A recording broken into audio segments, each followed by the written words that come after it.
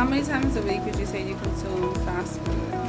Fast food is 2 to 3 times a week. Well, I haven't since COVID, to be honest.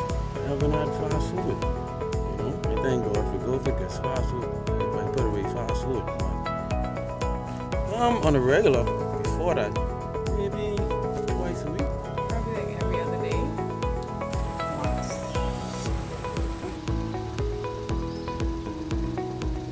Every day. That's body. Fine. Every day, except Sundays. Just like you cooking? Yeah, because on Sunday I cook, well, my mom cooks.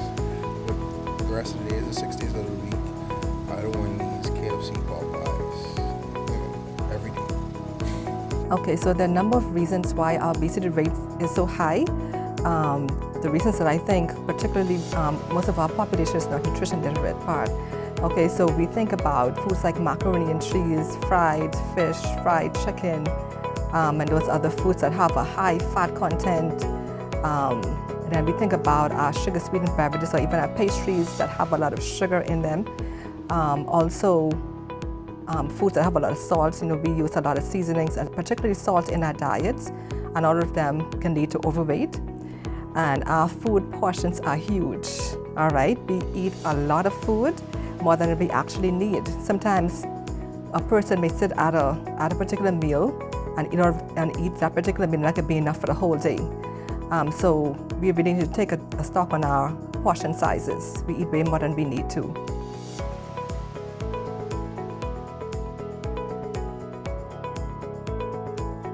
How many times a week would you say you consume alcohol? A cup count? Like 1 cup. If a cup count, I might have a cup, I'd say about 4 times. Alcohol? No. No. I don't do alcohol. No. That's one thing I don't do. Probably every day. Every day or every other day? Only on the weekends.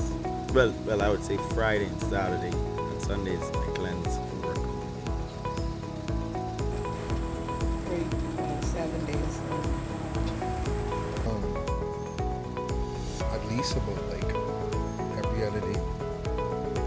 Depends on the type of week it is. If it's a stressful week, then every other day. But a lot of times just on the weekends. I like a lot on the weekends. We have one of the highest per capita consumption of alcohol in the world. And persons may just think that, hey, I'm drinking alcohol, it's just a liquid, just a beverage. It doesn't affect me in terms of gaining weight. But alcohol actually has 7 calories per gram compared to fat that has 9, and protein and starch that has only 4 calories per gram. So we can see the more alcohol you drink, the more calories you consume, which leads to more weight gain. Okay, so there are some servings recommended for alcohol intake. So a serving is like 12 ounces of beer. That's like a regular size, standard size beer. 4 to 6 ounces of wine, and 1 ounce of hard liquor like gin and vodka. Okay, so it's recommended that males have no more than 2 servings of any of those for the day, and females have no more than 1. Now the females, well, we don't have an enzyme called alcohol dehydrogenase that's actually responsible for metabolizing the alcohol. And so if you miss one day, you can't make up for it the next day. But some people they like to wait until the weekend to drink all of their alcohol. That's not a good thing to do. You should try to stick to recommendations. If you miss one day, that's it.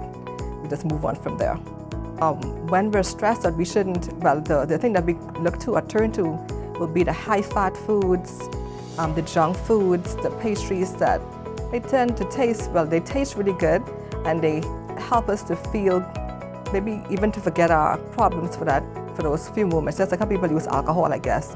They would use the foods in that instance as well. But we're going to try as much as possible not to use food to treat yourself. When I say treat yourself, or as therapy, when you're depressed or have any kind of psychological issues going on.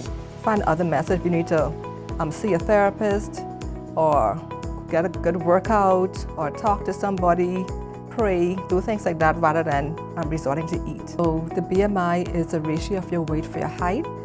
And so after we have measured that, we categorize you based on what our answer is. And so if your BMI falls under 18.5, you're classified as being underweight. If it's between 18.5 to 24.99, you're categorized as being normal or normal weight. If you're between 25 to 29.99, you're categorized as being overweight. And if you're over 30, you're categorized as being obese. Okay, so when you get from 25, anywhere from 25 and up, you actually start to increase your risk for chronic illnesses and certain forms of cancer.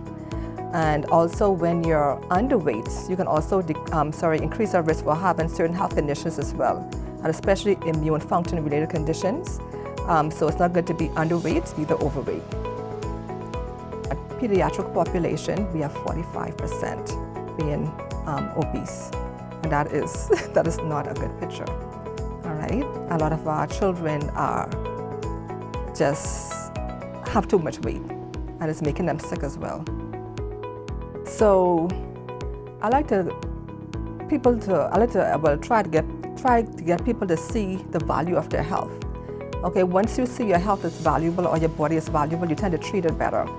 Okay, so if you know certain foods ain't gonna be good for your body or your health in the long term, then why should you do that? Even just look at a vehicle. Let's say we buy a brand new vehicle. We're gonna try to service that as often as we're supposed to. We're gonna keep it clean.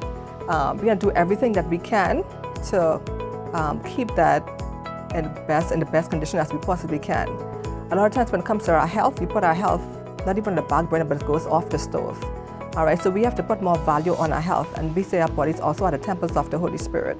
Okay, so we have to treat our bodies like that. We just can't just go put any garbage in our bodies and expect to be healthy.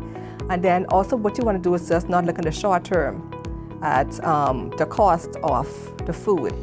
I always tell people, if you have to spend an extra $1 to get a food that is healthier for you, buy it, okay?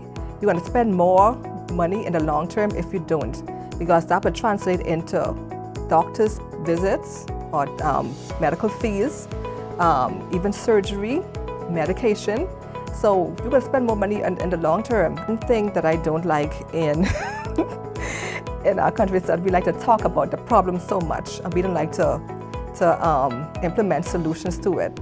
And so we've been talking about what we can do to curb this for I don't know how many years. And so the thing is, we just need to stop talking, we just need to get into action. But my desire is to see the nutrition status of our country improved. And so once that happens, we'll experience so many more benefits.